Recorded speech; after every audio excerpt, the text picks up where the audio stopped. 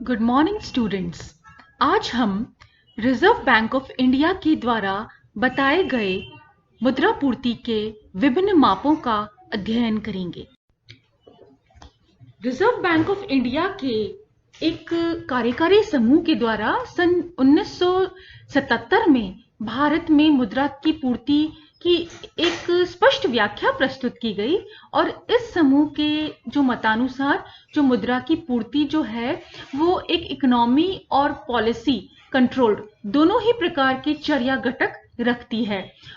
एक आर्थिक घटक के रूप में मुद्रा की पूर्ति सरकार और मौद्रिक सत्ता के कार्यों और निर्णयों से प्रभावित होती है और भारतीय रिजर्व बैंक द्वारा तरलता के आधार पर देखिए मनी स्टॉक के या मनी सप्लाई के 4 मेजर्स हो सकते हैं या मनी सप्लाई को हम या को 4 भागों में बांटा जा सकता है और ये 4 माप हैं आपकी M1, M2, M3 और M4।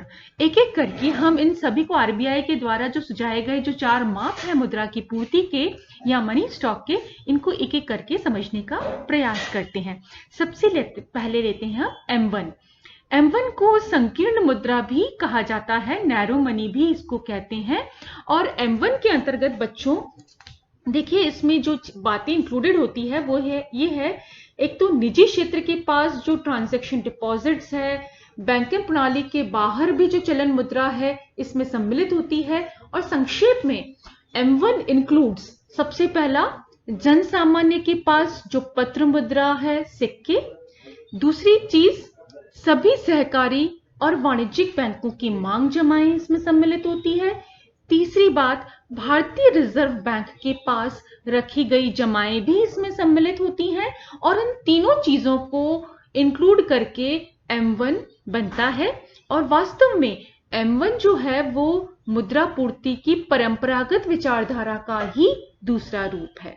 तो M1, what does M1 include? M1 includes currency with the public, जनता के पास currency, plus demand deposits with the bank, plus other deposits with the RBI. अब हम आते हैं M2 पर। M2 इसको हम तरल मुद्रा भी कहते हैं, लिक्विड मुद्रा भी कहते हैं।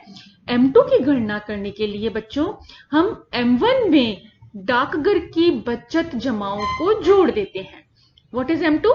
M2 इज M1 प्लस डाकघर की बचत जमाएं। अब M3 को लेते हैं। M3 को हम सबसे पहले ये जान लीजिए कि M3 को हम विस्तृत मुद्रा भी कहते हैं और M3 की गणना के लिए M2 में समस्त सहकारी और वाणिज्यिक बैंकों की सावधिक जमाओं को जोड़ देते हैं। What is M3? M3 is M1 plus जितना भी समस्त सहकारी और वाणिज्यिक बैंकों की जो सावधि जमाएं हैं वो इसमें जोड़ दी जाती है। M3 आप देखिए M3 देश के समस्त मौद्रिक संस्थानों को व्यक्त करता है। M4, अब हम आते हैं M4 पर। M4 यानी इसको हम स्टॉक मनी भी कहते हैं। M4 को ज्ञात करने के लिए M3 में डाकघर की संपूर्ण जमाओं को जोड़ देते हैं। M4 संक्षेप रूप में हम सूत्र रूप में M4 को इस तरह से लिख सकते हैं, M4 is equal to M3 plus डाकघर की संपूर्ण जमाएं।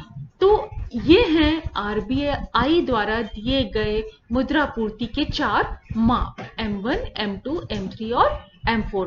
मौद्रिक प्रबंध के दृष्टिकोण से M1 मुद्रा पूर्ति का प्रवाह जो है विचार है और M4 स्कंद विचार है।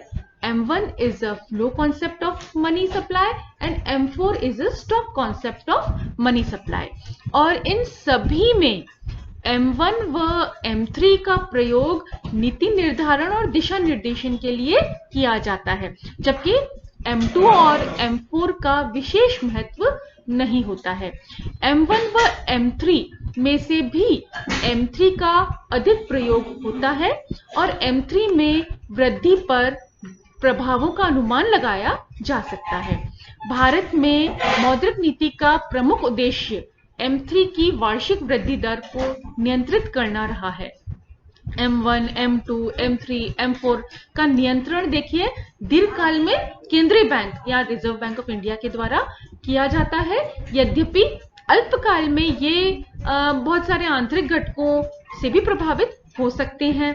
और देखिए जो रिलेटिव इंपॉर्टेंस है M1, M2, M3, M4, इसमें से देखिए M4 जो है सभी अन्य प्रकार की मुद्राओं से यानी M1, M2, M3 से कम तरल है। इट इज लेस लिक्विड, क्योंकि इसमें डाकघर की समस्त जमाओं को सम्मिलित किया जाता है, जो कि इसकी तरलता को घटा देता है।